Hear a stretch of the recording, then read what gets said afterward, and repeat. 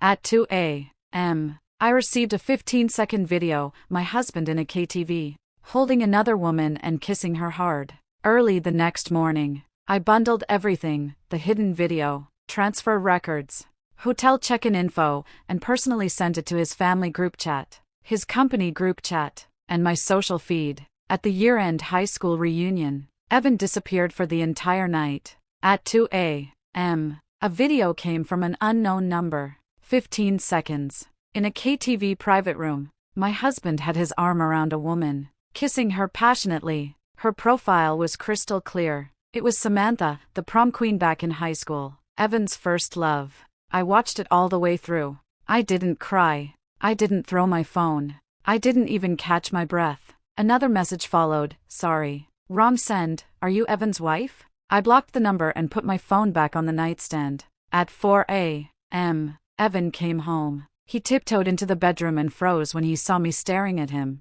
Still awake? He paused, then quickly put on a gentle smile. The reunion went late. They played Truth or Dare. Everyone drank too much. It's fine. I cut him off. He stalled.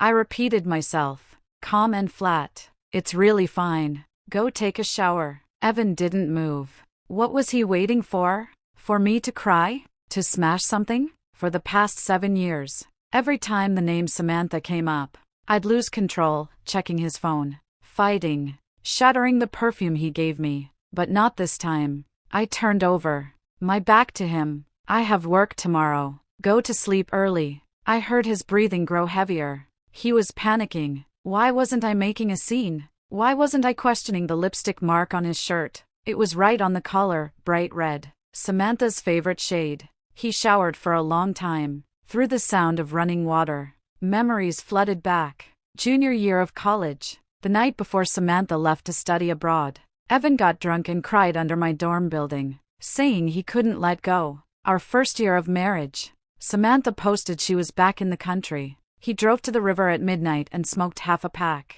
Every time, I was the one who yelled, who fought, who forced him to delete her. He always said, Lynn, be reasonable. That's long over. But it wasn't over anymore. In the video, he kissed her with such focus, his hand buried in her hair. That was my husband. And in that moment, I saw it clearly. I had always been the stand-in. When the real thing comes back, the show ends. In the morning, the kitchen smelled like perfume. Samantha's perfume, sweet, overpowering, lingering after a night. Evan was frying eggs, wearing my men's bathrobe. His shirt was gone. I opened the washer, empty. The laundry basket, empty. I went to the living room and lifted the couch cushions.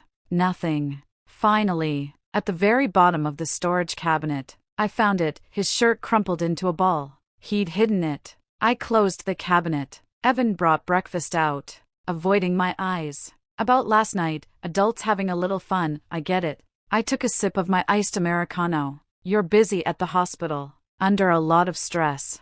It's normal to blow off steam. His spoon clattered into the bowl. The phone rang. A custom ringtone, first love. Samantha's. Evan's face drained of color. I slid the phone toward him. Answer it. You're her attending physician. The words attending physician pinned him in place. I'd put a moral halo on his head, one he couldn't take off. The phone kept ringing. I smiled. The patient comes first, right? Evan clenched his jaw and answered. Sam, what's wrong? Her sobbing came through the line. Evan, my stomach hurts so bad, it's acting up again. I'm out of meds at home, I'm coming right now. He stood up.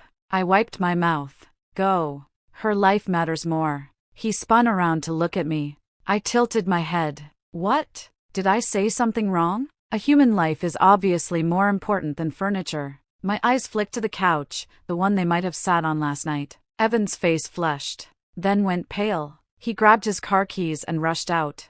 The door slammed. His engine faded into the distance.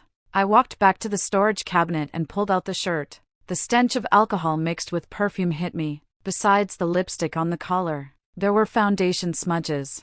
She'd rubbed against him. Holding the shirt, I went to the door, lifted the trash can lid, and tossed it in. Trash belongs in the trash. The lid snapped shut with a sharp bang. Crisp, clean. I didn't look back. I didn't take a photo to send him. I didn't keep any evidence. I just disposed of a piece of garbage. Back inside, sunlight fell perfectly across the coffee table. Our wedding photo sat there. 5 years ago. He cupped my face and said, "Lynn, I'll give you a home." Now the home had turned into a hotel. He was an occasional guest. I was the front desk. But that was fine. Even the front desk gets to clock out. I started cleaning. I stripped the couch covers and threw them into the washer. I sprayed disinfectant on the rug. I tucked the razor he'd left in the bathroom into the deepest drawer. Every movement was calm, like clearing out an expired relationship.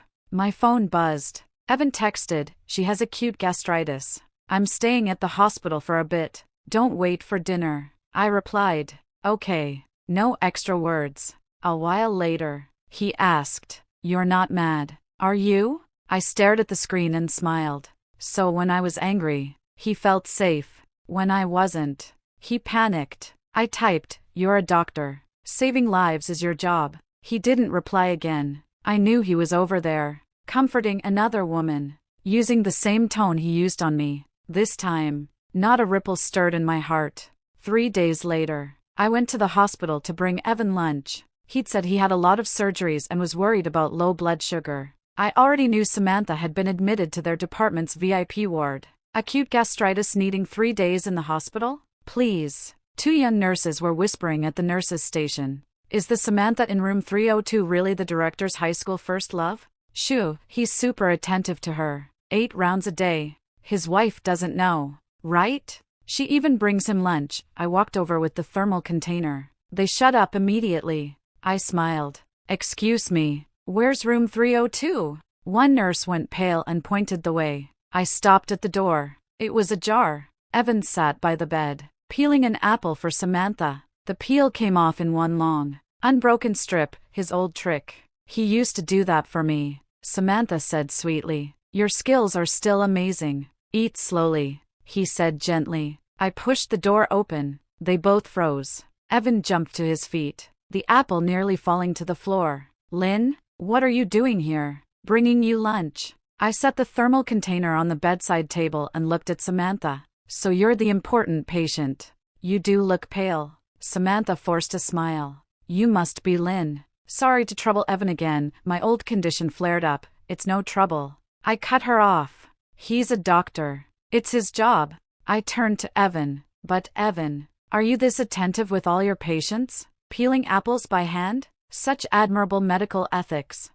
Evan's face darkened. I kept going. "So for patients who are completely bedridden, are you planning to help them with everything too? Feeding them? Cleaning them up? After all, doctors are supposed to be compassionate." Samantha's eyes reddened instantly. Evan lowered his voice. "Lynn, stop talking nonsense. Am I wrong? I looked completely innocent. Or is this patient special?" The room fell into dead silence.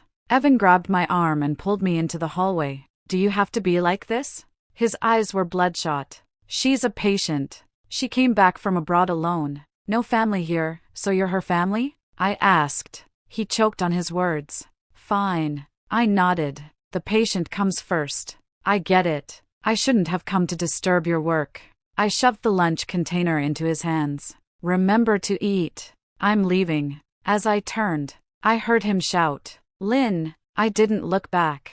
The elevator doors closed. In the mirrored walls, I saw my own face, no tears, no anger, calm, like I'd just gone out to buy groceries. My phone buzzed. Evan texted, "We'll talk tonight when I get home." I didn't reply. Talk about what? About how helpless he is. How pitiful Samantha is. How understanding I'm supposed to be. I was sick of being understanding. He didn't come home that night. At 10, he messaged, "Her condition is unstable. I'll observe her a bit longer." I replied, "Okay." At 1 a.m., I refreshed my feed. A mutual friend had posted reunion photos. In the corner of one picture, Evan and Samantha sat side by side, her head resting on his shoulder, smiling. Caption, "Old classmates reunited, so happy." I liked the post. The next second, Evan called. "You saw it?" His voice was tense. "Saw what?" I asked.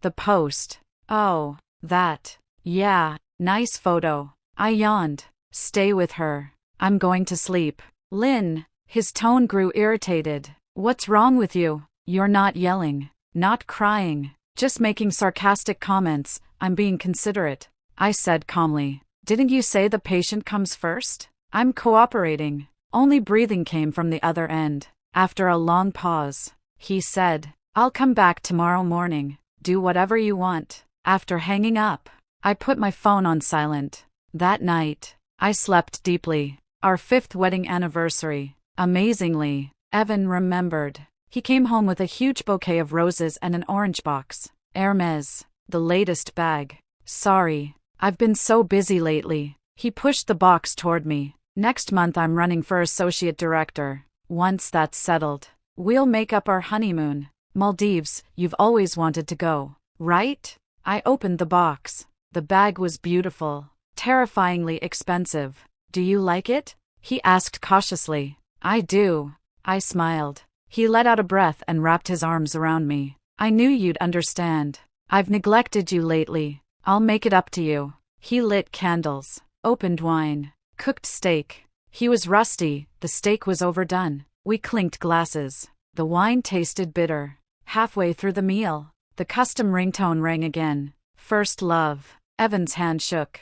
He looked at me. I kept cutting my steak. He answered. Sam? Screaming and sobbing came through. Evan, there's thunder. I'm so scared, the windows are shaking. My parents aren't here, can you? Thunder roared in the background. Evan stood up. I'm coming. He grabbed his jacket, then remembered me at the door. Lynn. She's really afraid of thunderstorms. She was like this in high school. Go. I didn't look up. Lives are at stake. He hesitated. I'll be back soon. Wait and cut the cake. No need. I put a piece of steak into my mouth. Drive carefully in the rain. He left, listening to the car fade away. I set down my knife and fork.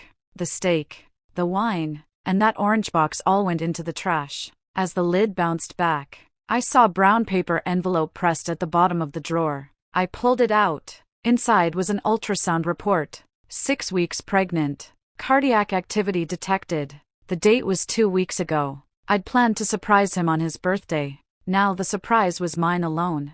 Thunder and rain raged outside. I sat there all night, one hand on my flat stomach. The baby had come. At the moment I most wanted to save this marriage. It arrived. I'd imagined that new life might awaken Evan's sense of responsibility. I'd woken up at night, touching my belly and smiling to myself. Now I only felt cold. That tiny sack on the ultrasound felt like it was mocking me. Mom waiting for dad, dating another woman who was afraid of thunder. I folded the report and put it back into the envelope. Morning came. Evan didn't return. I cooked myself a bowl of noodles. Halfway through, nausea surged. I rushed to the bathroom and vomited until I was dizzy. Morning sickness had begun. There was an unread message. Evan, her emotions were unstable. I stayed until dawn. I have an early shift, so I went straight to the hospital. I replied, okay. I didn't mention the pregnancy. Didn't mention the anniversary. Didn't mention throwing up all morning. Some things, once you say them and the other person doesn't care, you never need to say again. I went to the hospital for a prenatal checkup. The doctor asked, your husband didn't come with you? He's busy. She glanced at me, said nothing more. After the exam, she said, the baby is healthy, but you need to keep your emotions stable. You don't look very well. I thanked her and left with the new ultrasound. In the hallway, I ran straight into Evan pushing a wheelchair. Samantha sat in it, wrapped in his white lab coat. All three of us stopped. Samantha spoke first. Lynn, why are you at the hospital? Are you feeling unwell? Evan frowned. What are you doing here? I waved the payment receipt. Gastritis. Getting some meds. He glanced at it without looking closely. Take care of yourself. I'm taking Sam for tests. They brushed past me. I heard Samantha whisper, your wife looks like she's lost weight. Evan didn't answer. I walked over to the trash can, tore the prenatal exam report into pieces, and threw it in. As the scraps fluttered down, I thought, this child is so pitiful. Not even born yet, and already unnecessary. In the middle of the night, searing pain ripped me awake. My lower abdomen felt like it was being twisted by knives. Cold sweat soaked through my pajamas in seconds. I crawled to reach my phone, my fingers shaking so badly I could barely dial. The call connected. Evan, I gasped through the pain. My stomach hurts so bad. I think the baby. What baby? His side was loud, music, laughter. Lynn. I'm at Sam's discharge party. She was released today. Everyone's celebrating. It really hurts. I curled into myself. Can you come back? Can you stop causing trouble? His voice turned impatient. Sam just got discharged. It wasn't easy getting her in a good mood. If your stomach hurts, take meds. Didn't they prescribe you something last time? It's not my stomach. My vision went black. I'm pregnant. Something's really wrong. The line suddenly went quiet. Then Samantha's soft, clingy voice came through. Evan. Who is it? Come cut the cake. Evan lowered his voice.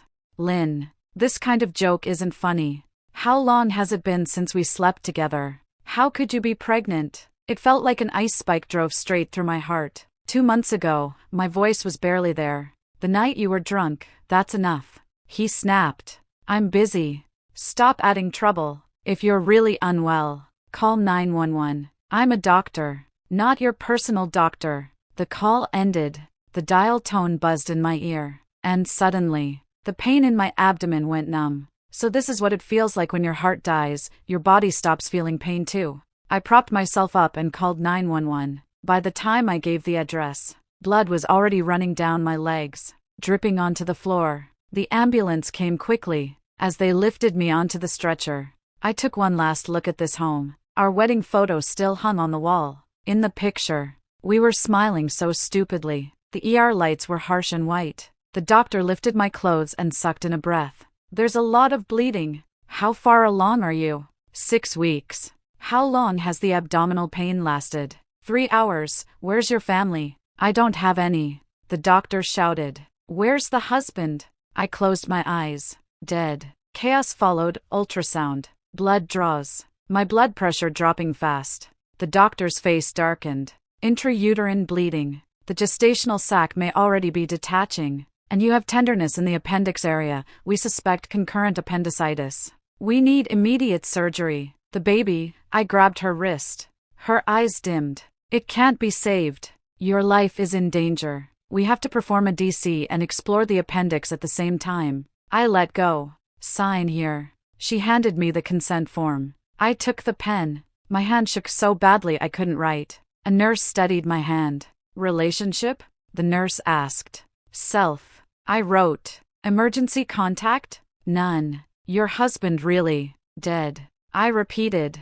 The form was signed. When I pressed my fingerprint down, blood smeared across the paper, my blood, mixed with the child's. They wheeled me into the OR. Before the anesthesia mask came down, I asked, how long will the surgery take? 2 hours. Oh, I said, that's enough. Enough time for me to give up completely. When I woke up, it was morning again. My stomach was empty. My heart was empty too. The nurse said, the surgery went very well. Your appendix had already perforated. Any later would have been dangerous. Do you want to see the tissue after the procedure? No. Then, should we notify anyone? No. I turned my head and watched birds fly past the window. They were so free. A week later, I was discharged. When I got home, Evan wasn't there. The apartment smelled like unfamiliar perfume. 2 wine glasses sat on the coffee table. I packed calmly. I only took my IDs, bank cards,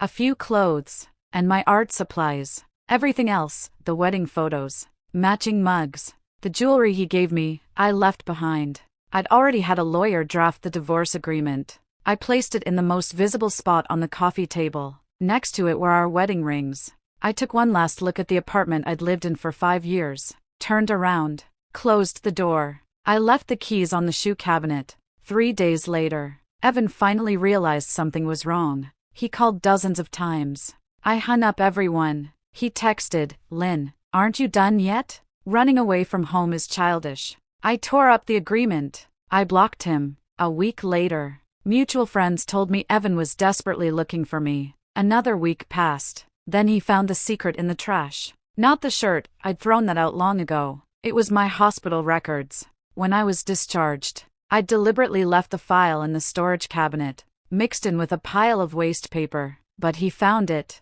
The DC consent form, the ultrasound, the ER records.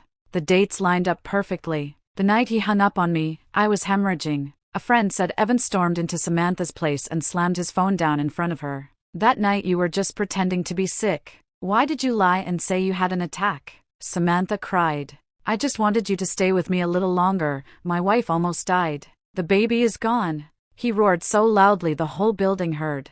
I heard he wrecked her place. Heard that after returning to the hospital. He sat alone in his office all night. Heard he combed through all my social accounts, but I'd stopped posting long ago. Heard he asked my best friend. She sneered, now you're looking for her? When she signed the surgery consent, she wrote that her husband was dead. Where were you then? He knew nothing. Didn't know I was pregnant. Didn't know I went to the hospital. Didn't know how badly my hand shook when I signed. Now he knew. Too late. Evan's world began to collapse. First, the hospital. He was distracted. Nearly made a surgical error. His bid for associate director was suspended. Patients complained that he seemed absent. Then his social circle. The way mutual friends looked at him changed. The guy who abandoned his wife for his first love, the label stuck. Samantha kept trying to contact him. But now, whenever he heard first love, he smashed his phone. He blocked her everywhere. He moved back into our marital home. But everything there reminded him of me. My toothbrush was still in the bathroom. My slippers by the door. Expired yogurt in the fridge, the brand I liked. He developed insomnia. Drank heavily. His stomach problems returned. This time, no one brought him medicine. No one cooked him soup. He called my mother. She said only one thing, when my daughter was dying on the operating table. Where were you? He hired a private investigator to find me, but I had already left the city. Bought tickets with cash. Stayed in small hotels that didn't require ID. I vanished. A month later, he received a lawyer's letter from me. I'd revised the divorce agreement. I wanted 80% of the marital assets. Due to his major fault, the lawyer attached the hospital evidence. He signed it. The day he signed the papers, he broke down crying in the law office. The lawyer said calmly, Mr. Carter, if only you'd known then what you know now. I settled down in a small West Coast town. No one here knew me. I rented an old house with a loft, an art studio on the ground floor, living space upstairs. I changed my phone number. Only my mom and my lawyer had it. Every morning, seagulls woke me up. I made coffee, toasted bread, then went downstairs to paint. I painted the ocean, the sky, the old boats moored at the pier. I didn't paint people, especially not men. My body slowly recovered, but there was still a hole in my heart, leaking cold air. Some nights I woke up suddenly, touching my lower abdomen, staring into the dark. Then I told myself, it's all over. Until one day, while sketching at the pier, my blood sugar dropped. My vision went black and I fell backward. I didn't hit the concrete. Someone caught me. A man. He smelled of pine and paint. Careful, he said, his voice steady. I came to and saw an unfamiliar but gentle face. Early 30s. Black rim glasses. Work pants. Paint on his hands. Thank you. I tried to stand, but my legs gave out. Don't move. He helped me sit on a nearby bench and pulled a chocolate bar from his bag. Eat. I didn't take it. He unwrapped it and held it to my mouth. Eat. I did. It was sickeningly sweet. Low blood sugar and you came out on an empty stomach? He asked. I forgot breakfast. He stood up and walked away. I thought he'd left. But 10 minutes later, he came back with hot soy milk and rice balls. Eat. I don't even know you. You do now. He sat down. I'm Ryan. I own the gallery across the street. You moved in last week. I've seen you around. I hesitated, then took the food. Eat slowly, he said, turning to look at the sea, saying nothing more. After that, he came every day, sometimes with breakfast, sometimes just to sit nearby and paint. He never pried, never asked, never dug into my past. A month later, I finally asked, "Why are you so nice to me?" He was mixing blue paint, not looking up. "Because you look like someone who needs kindness." My eyes burned. That evening, he walked me home. At the door, he said, "There's an exhibition at the gallery tomorrow. Want to come?" What kind? Rebirth. he said. My new series. I went. The gallery walls were covered in paintings, broken porcelain repaired with gold lacquer. The cracks shimmered. I stopped in front of the last one. It showed the back of a woman standing by the sea, her dress lifted by the wind. Broken shells littered the ground at her feet. In the distance, the sun was rising. Title: After the Tide Recedes. Ryan walked over and stood beside me. Do you like it? He asked. I nodded. It's yours, he said. That's too much. It's worth it if it finds someone who understands it. He looked at me. Same with people. The calm shattered 3 months later. Evan found me. That day, I was teaching kids how to paint sunflowers in the studio. The doorbell rang. I went to open it. He stood outside, gaunt, hollow-eyed, holding a huge bouquet of white roses, the flowers I hated most, because Samantha loved them. Lynn, his voice was hoarse, expressionless. I tried to close the door. He blocked it with his hand. Please, just listen to me. The kids peeked out curiously. I didn't want a scene in front of them. Outside, I said, stepping into the alley. He dropped to his knees. I was wrong. I was really wrong, he shook as he cried. I only found out about the baby later. That night I should have died. Forgive me. Let's start over. I looked at the man I once loved myself into nothing for, and felt nothing at all. Evan, we're divorced. We can remarry. I'll give you all my assets. I'll quit my job and follow you anywhere. As long as, no. I cut him off. He grabbed my wrist. I shook him off. Is it because of that man? He suddenly looked up. Eyes vicious. The gallery guy? I checked. He's no saint either. Divorced. His ex-wife said he, shut up. Lynn, wake up. He's only getting close to you because you're vulnerable. Freshly divorced. Easy to fool, then he's still better than you. I sneered. At least when he fooled me. He gave me chocolate when my blood sugar crashed. He didn't hang up and leave me to die. Evan's face went white. Just then, Ryan walked in from the alley entrance. He'd just bought art supplies, bags in hand. He stopped when he saw us. Evan jumped up and pointed at him. It's him? Lynn, you've only been gone a few months and you already… Ryan set the bags down and walked over, naturally placing himself in front of me. And you are? He asked calmly. I'm her husband. Ex-husband. I corrected. Ryan nodded. Mr. Ex-husband, please make an appointment if you have business. This is during studio hours. Evan completely lost it. Who the hell do you think you are? We were married 5 years. Who are you to butt in? Ryan didn't get angry. He smiled instead, then turned to me. Girlfriend. I don't think this gentleman understands the situation. The word girlfriend froze Evan. I looped my arm through Ryan's. No, he doesn't. Evan's eyes reddened. Lynn, you moved on this fast? We've only been divorced 3 months. The baby's only been gone 3 months. That finally set me off. When the baby died, you were cutting cake with Samantha. I stepped forward. When I signed husband deceased on the consent form, you were celebrating her discharge. Now you think you get to talk about the baby? He staggered back. Evan, from the moment you hung up on my call for help, there was nothing left between us except legal procedures. I stared at him. Those procedures are done. Now leave my life. I won't leave, he shook his head. I can't live without you. Ryan pulled out his phone. Do you want me to call the police? Harassing a business is illegal. Evan glared at me, then screamed. You'll regret this.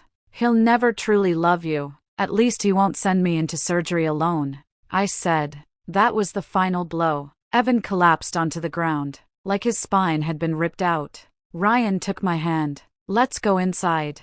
The kids are waiting. I turned away and never looked back. Evan didn't follow. He checked into a motel in town and started squatting outside my studio every day. He never came in, just stood there watching. His eyes were full of grief, like an abandoned dog. I ignored him. Ryan asked me, do you want me to handle it? No. I said, he'll leave when he gets tired. But Evan was more persistent than I expected. He started copying the way I used to be, bringing breakfast, leaving handwritten notes, showing up on rainy nights with an umbrella. What he didn't realize was that those moves were all things he'd once worn out on me, until that stormy night. I was upstairs in the loft, touching up a painting, when someone pounded on the door, urgent, frantic. I went downstairs and opened it. It was Evan, soaked through. pale, clutching his stomach. "Lynn, my stomach hurts, it's acting up again." His voice was weak. "I'm out of meds. And there's no pharmacy nearby." I looked at him. The scene was painfully familiar. How many times had he drunk too much at work dinners and ended up with stomach pain? And I'd run all over the city in the middle of the night to buy medicine? Cooked porridge, pressed hot towels to his belly, stayed up until dawn. Now the roles were reversed. He looked at me hopefully, tears in his eyes. He was gambling on my soft heart, on 5 years of marriage not disappearing just like that. I picked up my phone. His eyes lit up. I dialed 3 numbers. "Hello, 911? There's a man here with severe stomach pain who needs an ambulance. The address is..." His expression froze. "Lynn," his voice shook. "Do you really hate me that much?" "I don't hate you." I hung up. "You're just a stranger now. When a stranger gets sick, you call an ambulance. That's common sense."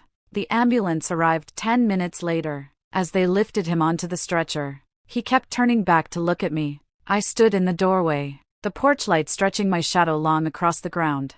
"Evan," I said at last, "don't come back. Your stomach pain stopped being my responsibility a long time ago." The doors closed. Red and blue lights flashed and disappeared into the rain. The rain kept falling. I closed the door and went back upstairs to my painting. On After the Tide Recedes, I added a new color, a dawn gold, brighter than before. The day the final divorce agreement was signed, I threw a party in the studio, not to celebrate the divorce, but to celebrate the studio's official opening. And my birthday. Ryan helped me decorate. Balloons, streamers, a cake that read "Happy Rebirth." A lot of people came. The neighbor aunties, the kids I taught and their parents, fishermen I'd met at the pier, even the little girl from the flower shop next door who always gave me leftover blooms. My mom came too, hugged me and cried, then laughed and helped cut the cake. There was no news of Evan at all. The lawyer said he signed cleanly, gave up everything,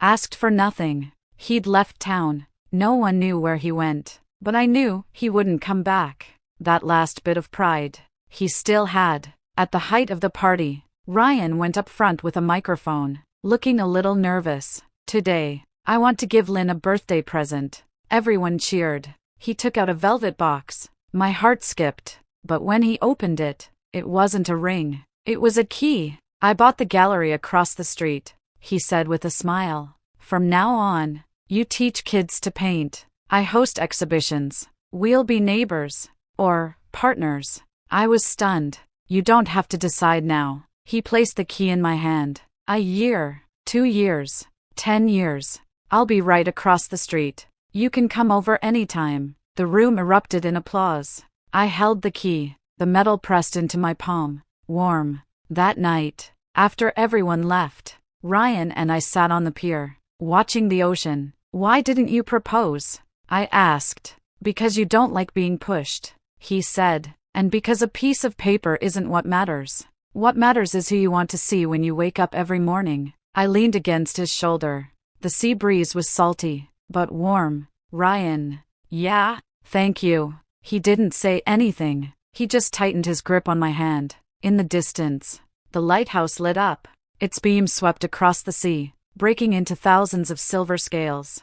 The tide went out, leaving shells on the sand, some broken, some whole. But tomorrow, the sun would rise all the same, and I would walk toward the light, keep moving forward, without looking back.